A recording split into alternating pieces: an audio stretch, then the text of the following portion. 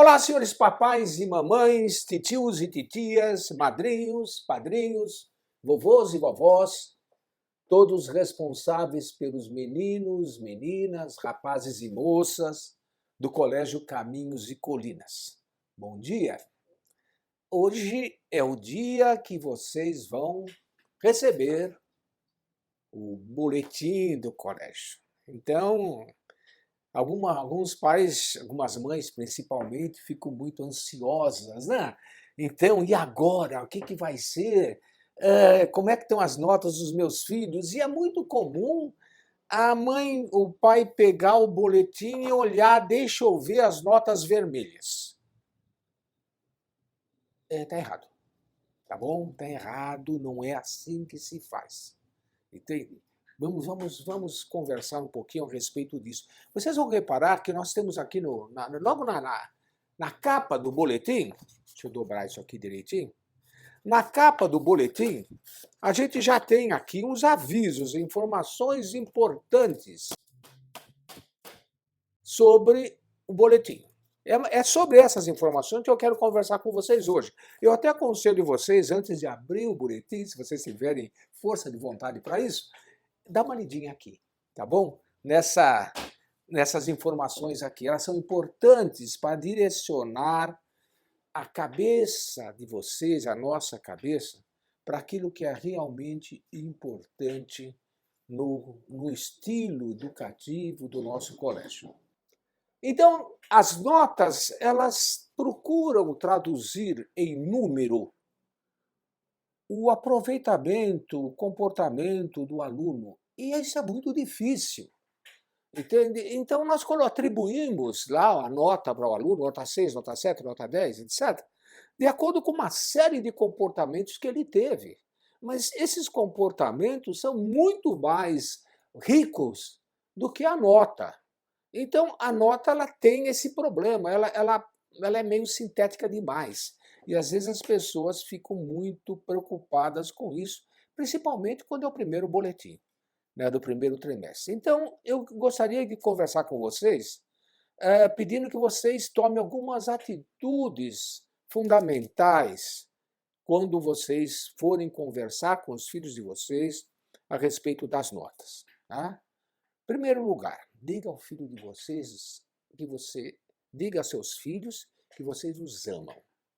Não parece óbvio isso, né? Mas vocês amam seus filhos e filhas independentemente da nota que tiveram, tá bom? Isso é óbvio, mas às vezes quando a criança está assustada porque tirou uma nota baixa, entende? Ela pensa o seguinte, se a mamãe e o papai, a tia ou o avô vão lhe dar uma bronca ainda por cima, eles estão arrasados. E é mais ou menos comum no nosso colégio, né, que no primeiro trimestre as notas sejam mais baixas do que o do ano anterior, em que o menino ou a menina estavam em outra escola. Isso foi explicado para vocês já. Entendeu? O fato é o seguinte, nós, para usar a imagem que eu costumo usar na reunião dos pais, né, nós colocamos a vara para saltar num nível mais alto. Então, o menino da menina que está acostumada a vencer facilmente um obstáculo de 70 centímetros, entende? De repente está 1,5 m agora, né? Ele tem mais dificuldade em saltar. E vai ter. Então, é muito comum que as notas sejam mais baixas. Além disso, tem a questão de que, às vezes, a menina ou o menino entrou mais atrasado na escola. Ele entrou quando as aulas já estavam lá de vento em popa, então pode ser que eles não conseguiram no primeiro trimestre acompanhar direito tudo. Levaram um susto, é muito comum isso. Né? O nosso nível de cobrança é um nível de cobrança muito maior, mais alto, e isso pode assustar. Né? Então vocês devem valorizar muito mais o processo de construção da nota do que a própria nota. Né? Perceba se a menina ou o menino eles estão adquirindo o hábito do estudo. Perceba se eles estão se esforçando por aprender. Perceba se eles estão organizando o local de estudo deles. Verifique se ele tem um horário marcado, ela ou ele tem um horário marcado para estudar. Dê uma olhada nos cadernos deles e verifique se eles estão, vamos dizer assim, realmente escrevendo e fazendo a lição. Procure no ClassDojo, procure no Google Sala de Aula, os indicativos disso, se o menino, a menina estão trabalhando realmente. Se eles estão trabalhando, mesmo que a nota tenha sido baixa, não se assuste. Não se assuste, eles vão recuperar, sem dúvida alguma. Né? Verifique se ele conseguiu estudar por conta própria. Se ele está, se ele, na hora que ele tem um problema para resolver, se ele pesquisa o problema, se ele vai atrás do problema, se ele consegue verificar sozinho, procurar sozinho a solução. Tudo bem? Isso tudo é importante. Né? Olhe as notas. Veja as notas baixas e as notas altas. O que vocês devem prestar mais atenção? Nas notas baixas ou nas notas altas? Todo mundo vai dizer, não, é importante prestar atenção na nota baixa. Nós vamos dizer que não. O importante é prestar atenção nas notas altas. Por quê? Porque as notas altas vão mostrar o quanto o filho de vocês está melhorando em alguma coisa. O fato dele ter dificuldade em outras coisas, se ele tiver só nota baixa, entende? Aí é diferente. Mas se ele tem notas altas e notas baixas, procure primeiro prestar atenção nas notas altas e verificar, poxa, ele está crescendo nisso. É nas notas altas que nós vamos estabelecer o plano de melhora dos filhos de vocês, e não na nota baixa.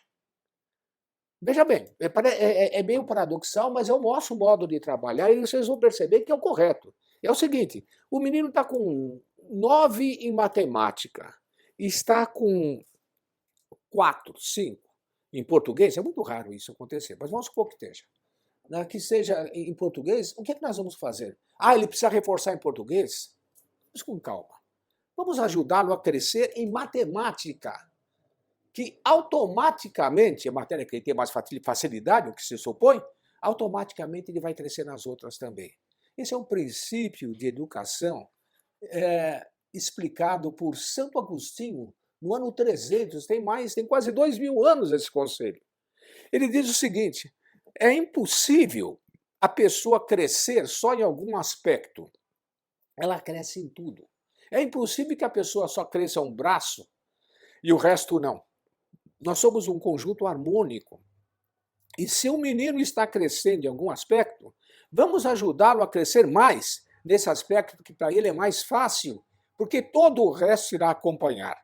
Então, preste atenção nas notas altas, elogiem as notas altas que eles tiveram. Não se preocupem demais com as notas baixas. Isso eles irão melhorar. Nosso colégio é um colégio destinado a crianças e jovens que têm o objetivo de aprender a estudar.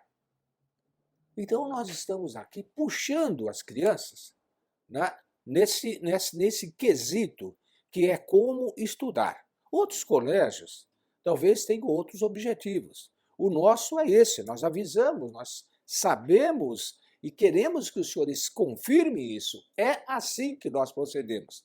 Então, o fato deles estarem se esforçando, isso é importante. É mais importante isso do que a nota que eles estão tirando. É muito normal que quando um colégio aplique prova muito fácil, a maioria das notas seja alta. Se um colégio aplicar provas mais fortes, como é o nosso caso, será também normal que as notas sejam mais baixas, pelo menos no começo. Os filhos de vocês chegaram aqui, os alunos novos, chegaram aqui e deram de cara com uma prova puxadinha e com a avaliação EDROS. A avaliação EDROS não é preparada pelo colégio. Né? É uma avaliação que é preparada pelo sistema poliedro de ensino, na qual o filho de vocês, o filhinho de vocês, a filhinha de vocês, está competindo com os meninos e meninas do Brasil inteiro. Então, não é brincadeira. Não se trata de uma provinha camarada feita pelo professor aqui, o professor falou, não, isso ele sabe, eu vou fazer uma perguntinha legal aqui. Não, a prova vem de cima. Entende? E ela vem com o seguinte critério, isto aqui é o que deveria ter sido estudado. A prova vai nesse nível. Entende? Então, veja, se o aluno estudou, porque vamos convir que tem muito menino e muita menina aqui que terá notas muito boas. Nós temos meninos e meninas aqui entre os 10% melhores do Brasil. Não é melhores do colégio, é melhores do Brasil. Entende? Tudo isso precisa ser levado em conta. Tudo bem, pessoal? Nosso colégio transmite muito conteúdo, inclusive autonomia e também habilita os alunos para os exames vestibulares. Desde o começo, nós estamos habilitando o menino do terceiro ano do ensino médio para a faculdade. Nós estamos habilitando o menininho do sexto ano. No sexto ano, ele começa a resolver questões que são questões que eventualmente caíram na faculdade também. Está no nível dele, aquela questão ele já aprende a resolver. Todo o mecanismo de solução de questões começa já no sexto ano. De maneira que o menininho de sexto ano de idade, do quinto ano de idade, que topa com uma questão de faculdade, ele consegue resolver, está no nível dele, aquela questão. Mas, de qualquer forma, é um susto.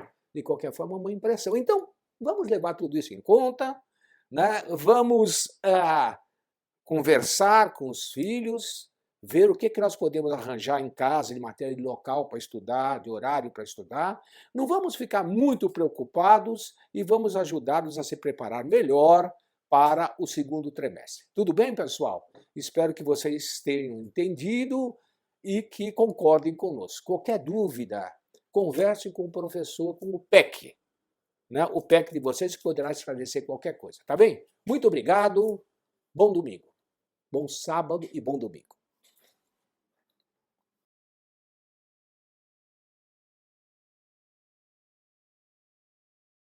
Bom dia, papais e mamães. Eu sou Bernadette, casada há 23 anos e meio com o João. Daqui a pouco, né, ano que vem, a gente completa 25 anos, bodas de prata. Nós tivemos 4 filhos. Nosso mais velho, João Pedro, 23, já está formado, nem mora mais com a gente. O Leonardo acabou de ingressar, graças a Deus, na USP. Estudou no Colégio Camilo de Colinas. O Lucas acabou de ingressar na primeira série do ensino médio. E também nós temos um filho, o Tiago, que está no céu. Ele faleceu com 7 meses. Então, é um filho que a gente tem a graça de ter alguém que cuida da gente no céu. Eu tive a oportunidade de ajudar na fundação do Colégio Caminhos e Colinas e hoje faço parte da mantenedora. Eu sou o João, sou engenheiro mecânico formado pela FAAP. Trabalhei mais ou menos 25 anos na indústria, na área de logística, e nos 4 últimos anos tenho aí dedicado para a área da educação. Eu sou um dos diretores da mantenedora do colégio, realmente estou como coordenador de ensino médio. Então a gente vai fazer uma espécie de perguntas e respostas. Em geral eu vou estar perguntando, porque eu falo muito, sabe? Então eu vou fazer as perguntas e a Bernadette vai responder. É possível os filhos amar mais a Deus do que a nós mesmos? Essa pergunta também ela é muito boa, não? É uma pergunta que vocês aí devem estar se perguntando. É possível sim. A gente, todos nós temos preferências, seja por causa de um temperamento. Eu estava aqui tô aqui pensando, poxa vida, se eu escolhi o meu marido para casar, eu tive uma preferência, né? Escolhi ele e ele me escolheu. Eu acho que é uma coisa muito humana. Então, aceitar essas preferências, essas características humanas, ajuda muito a gente a pensar que se os nossos filhos conseguem dentro do lar manifestar esse carinho, por que não valorizar, apoiar? Olha, e ficar contente, porque se eu escolhi meu marido para casar, que bom que meu filho ama muito ah, ama mais meu marido. Ele tem bom gosto, posso até brincar, ele tem bom gosto, né? Escolher uma pessoa boa para amar o pai dele. Não só isso. Olha só que interessante. Se ele faz isso, ele está vendo o seu cônjuge como referência. Nossa, eu gosto tanto do meu pai. Vai seguir o exemplo, se ele gosta, ele vai seguir. Se a gente tentamos ser boas referências, vai seguir os bons exemplos. Só que um pouquinho mais aprofundado, que alimentar uma preferência muito importante, que é Deus. A gente pode falar um pouquinho mais depois. Será que meus filhos amam a Deus? O que eu faço para ele conhecer a Deus? Conhecer que Deus é um pai amoroso. Quando estamos educando, quem tem que dar a última palavra? Eu, é claro, brincadeira. Meu marido costuma falar que a última palavra quem sempre dá é a mulher. É o Não, perdão, homem. é o homem. E ele fala, sim, senhora. Mas brincadeiras à parte, num lar em que a cabeça, assim, o lar, o que é matrimônio? Matrimônio existe, ocorre quando o matrimônio cristão, tá? Que é o quê? O momento pelo qual o casal convida a Deus para participar dessa união de corpos e alma. Então, é aí que se inicia o matrimônio, inicia a família. Que com a graça de Deus tem filhos. Isso quer dizer que não existam, Deus não conceda filhos ao casal, ou seja, mas não significa que não existe família, que não existe matrimônio. Então, pensando esse início, é, essa unidade é que tem que transparecer para os filhos, que dá segurança, principalmente segurança afetiva. Então, eu posso falar, mas é que eu tenho umas dificuldades também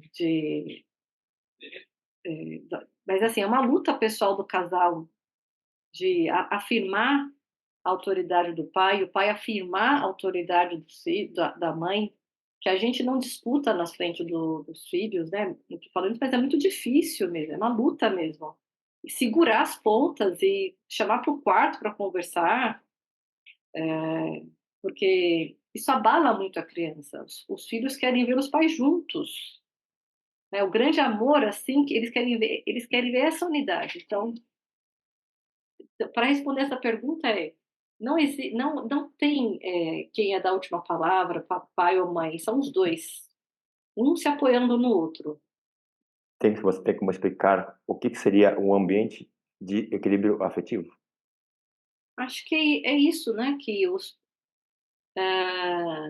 filhos vejam esse amor, essa entrega do pai pela mãe, pelos filhos, essa entrega da mãe pelos pais e pelos filhos, um amor ordenado. Isso cria um ambiente muito saudável em casa, esse equilíbrio afetivo. Então, de novo, voltando àquela ideia das preferências, que não é igualdade. Porque, por exemplo, quem é mais importante pro papai? A mamãe. E quem é mais importante para a mamãe? Papai. Mas, aí vem o mais, muito importante. Mas os dois estão para o filho. O que é isso? É que os dois se voltam para o filho. O mais importante para os dois são os filhos. Então, se tem essa vida, os filhos percebem que papai ama muito mamãe, mamãe ama muito papai, mas o fruto desse amor é cada filho. E os dois, o fruto do amor são os filhos. E eles conseguem, se eles vivenciam no dia a dia esse fruto do amor, é um ambiente familiar, há um equilíbrio afetivo. Você tem como explicar uma coisa sobre jogar com as crianças? O que isso influencia no relacionamento da família? Olha, essa ideia é muito interessante, porque, então vamos lá. Primeiramente, o mais importante é educar essa afetividade, como nós já falamos, né? Tudo isso que a gente falou anteriormente é essa educação afetiva. E faz parte da educação afetiva aprender a jogar, que é muito característico dos pais. Nós, mamães, a gente brinca com os filhos, mas é diferente. Então, é uma perspectiva muito pessoal, tá? Não é teórica, mas eu sempre brinco que as mamães são muito pedagogas. Quando a gente está brincando com os filhos, parece que a gente quer sempre ensinar alguma coisa. Parece quase uma fábula. Qual a moral da história? Os pais não, os pais jogam mais naturalmente, mais espontaneamente. Então, explorar um pouco essa característica dos pais. Por quê? Porque o jogo é uma simulação da realidade. Nada mais, e é muito importante também que no jogo se insiram as regras e se façam cumprir. Há uma desordem muito grande afetiva dos nossos filhos quando eles não sofrem as consequências, quando a gente não deixa eles perderem. Entre os irmãos, encoberta, né? Ai, não, vai jogar. Vai ter ganhador e vai ter perdedor. E tudo bem. Inclusive, é nesses momentos que a gente descobre, vai experimentando os temperamentos dos nossos filhos, né? Quem aqui já não se lembra de um filho que quando perde não tá nem aí, outro que se alegra quando o outro ganha, e aquele filho que joga a mesa para cima vai embora porque perdeu, aliás, que nem termina o jogo, vai embora porque sabe que vai perder. Mas o que é isso? Mas tudo isso é um ambiente alegre. Os pais costumam fazer o quê? Dar risada. A gente dá risada. Quem aqui não se lembra de quando um filho joga tudo, joga peça, ou quando é aquele jogo de tabuleiro, bagunça tudo, né? Já faz aquela. O jogo acabou, a gente fica bravo, mas depois dá risada, tipo, meu Deus do céu. Será que e Deus aí Deus não faz isso com a gente? Deus não olha para a gente também assim dessa forma? Qual a relação do jogo com a filiação divina? Vamos lá. É que assim, da mesma forma em que os filhos aprendem a perder e ganhar de uma forma alegre, é também assim a forma como Deus vê a nossa vida. Deus enxerga cada um de nós como filhos. Então, para ele, a nossa vida é como se fosse uma brincadeira. Não é uma brincadeira, tá, gente? Obviamente que não é. Cristo veio para nós e para nos salvar, e deu a vida e morreu, está ressuscitado. Então não é isso, não é que é uma brincadeira. Mas dá para a gente fazer essa analogia que Deus me olha como filho, como criança. Então, nossa, é como se a gente tivesse, no fundo, é uma luta, é uma batalha que a gente está indo para o céu. E se a gente tem essa formação afetiva ordenada, está num ambiente familiar equilibrado, sereno, quando vierem os desafios, não significa que a gente não vai sofrer, mas pode olhar de uma perspectiva diferente. Qual a perspectiva do Filho de Deus diante dos desafios? É a perspectiva de que essa não é a última batalha. Uma vez eu escutei uma frase, mais ou menos assim, de derrota em derrota até a grande vitória. Acho que isso. O que é isso? É a perspectiva é da eternidade. Então, isso é uma parte pequena da minha vida que compõe minha caminhada para o encontro com meu pai amoroso. Mas parece um otimismo ingênuo, mas não é. Essa é a perspectiva real. Por que ela é real? Porque é como Deus vê. A perspectiva da eternidade é a verdade, como Deus enxerga a nossa vida. Então, a gente precisa formar isso, primeiramente nós, depois transmitir para os nossos filhos. Qual a diferença entre o pai terreno e a mãe terrena? Deixa eu continuar falando sobre a perspectiva do céu, de educar para o céu. E pensando nessa perspectiva da eternidade, o que a gente pode fazer para os nossos filhos? Já falei e vou repetir. Gente, é muito importante rezar, fazer oração.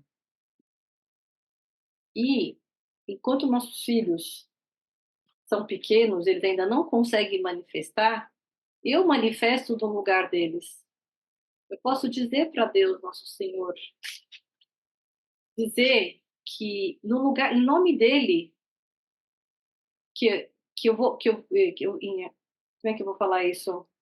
Eu posso colocar nas palavras, se eu tenho, vamos chamar assim, assumo a responsabilidade sobre nossos filhos, sobre o filho, eu posso colocar palavras no coração deles para Deus e dizer que também eu vou ensinar, eu me comprometo a ensinar, a amá-lo, que a gente vai procurar fazer que Deus seja amado sobre todas as coisas.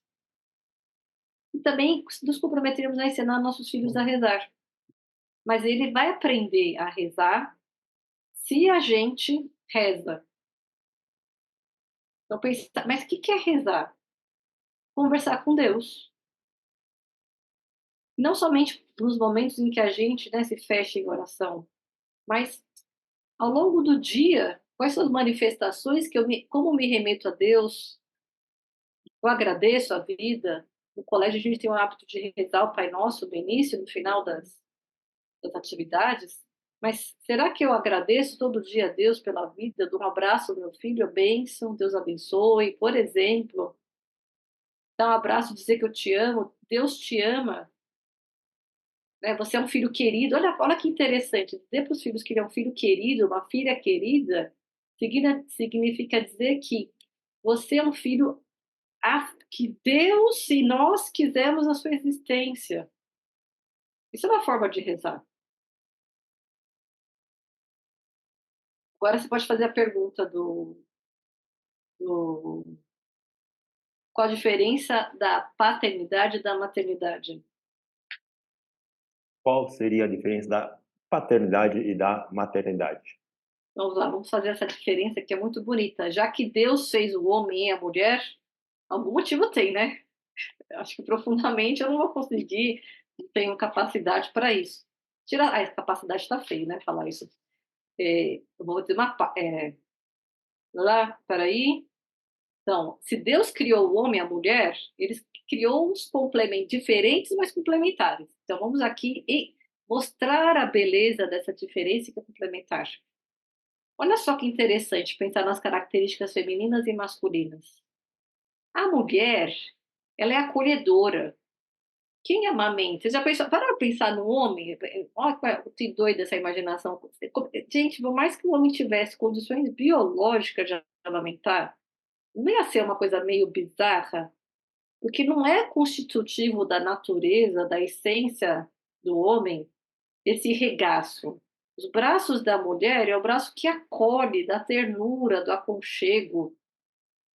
Uma grande virtude que a mulher pode ensinar aos filhos é a virtude da temperança, da moderação, dos afetos. O afeto adequado, né? Mas ela aprende com esse aconchego, com carinho. E o papai? Os pais é o braço da segurança, da firmeza. O pai dá segurança para a esposa e para os filhos. Então, o pai é aquele que dá coragem, que ajuda a enfrentar os medos.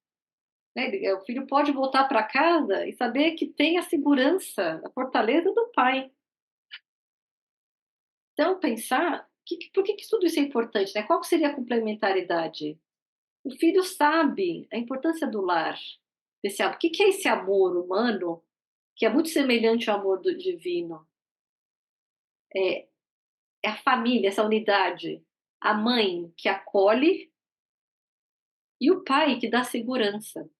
Então, o filho vai crescer sabendo, uma perspectiva muito positiva, essa caminhada para o céu, caminhando, enfrentando os desafios, sabendo que é acolhido, que tem um lar do aconchego e também um espaço, vamos chamar assim, para enfrentar seus medos e não desistir. Então, gente, isso é muito importante. Porque é muito importante a virtude da esperança, porque é uma confiança de que o meu futuro é muito a perspectiva da eternidade o que me aguarda. E o mais importante, ah, saber que o grande amor nos espera. E eu acho que isso é muito alentador na nossa atuação como papai e mamãe. Pensar nessa perspectiva da filiação divina é agradecer a Deus que somos pais, que Ele nos permitiu, confiou a nós, nossos filhos, muita gratidão, e apostar na liberdade, acompanhar e ter uma perspectiva de longo prazo de que no céu nós nos encontraremos. E lá vai ser a grande festa. Saber que, nossa, né? Assim, se a gente tem essa perspectiva eterna, a gente começa com o papai e mamãe a ter voos altos. E as coisas humanas tomam outro relevo, continuam importantes. Mas a vida eterna é o que vai nos dar impulso nessa caminhada para a formação dos nossos filhos. Muito bom. Então é isso, né? Obrigado por ter nos ouvido aqui nesse bate-papo. E nos vemos aí no colégio. Um grande abraço para todo mundo. E agradecer ao colégio a oportunidade de estar participando da formação de pais, que é um grande privilégio. Agradecer ao Colégio Caminhos e Colinas também como eu sou mãe do colégio, né, posso agradecer formalmente o privilégio de ter uma formação tão bem estruturada. Obrigada, gente. Tchau. Tchau, gente. Obrigado. L'abbraccio è una delle espressioni più spontanee dell'esperienza umana. La vita dell'uomo si apre con un abbraccio, quello dei genitori, primo gesto di accoglienza, a cui ne seguono tanti altri che danno senso e valore ai giorni e agli anni fino all'ultimo, quello del congedo dal cammino terreno. E soprattutto è avvolta dal grande abbraccio di Dio, che ci ama per primo e non smette mai di stringerci a sé, specialmente quando ritorniamo dopo esserci perduti, come ci mostra la parabola del Padre misericordioso. Perciò non perdiamo mai di vista l'abbraccio del Padre che salva, paradigma della vita e cuore del Vangelo, modello di radicalità dell'amore che si nutre e si ispira al dono gratuito e sempre sovrabbondante di Dio. Fratelli, sorelle, lasciamoci abbracciare dal Signore, lasciamoci abbracciare da Lui come bambini. Ognuno di noi ha nel cuore qualcosa di bambino che ha bisogno di un abbraccio. Lasciamoci abbracciare dal Signore. E così, nell'abbraccio del Signore, impariamo a abbracciare gli altri.